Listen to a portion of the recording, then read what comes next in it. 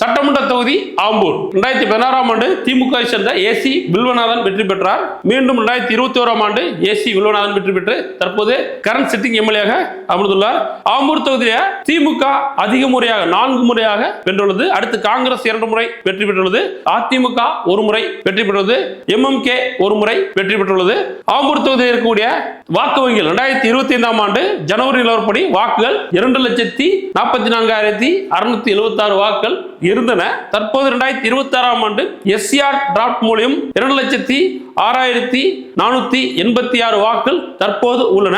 ஆம்பூர் தொகுதியை பொறுத்தளவு SCR படிவத்தின் மூலம் 38,000க்கும் மேற்பட்ட வாக்குகள் நீக்கப்பட்டுள்ளன. 38,000க்கும் மேற்பட்ட வாக்குகள் நீக்கப்பட்டுள்ளன. அடுத்து ஆம்பூர் தொகுதியை பொறுத்தளவு இருக்கக்கூடிய வாக்கு வங்கி இஸ்லாமியர்கள், பட்டியல் சமூகத்தினர், வன்னியர், முதலியார், நாயுடு இந்த சமூகங்கள் அதிகமாக உள்ளனர்.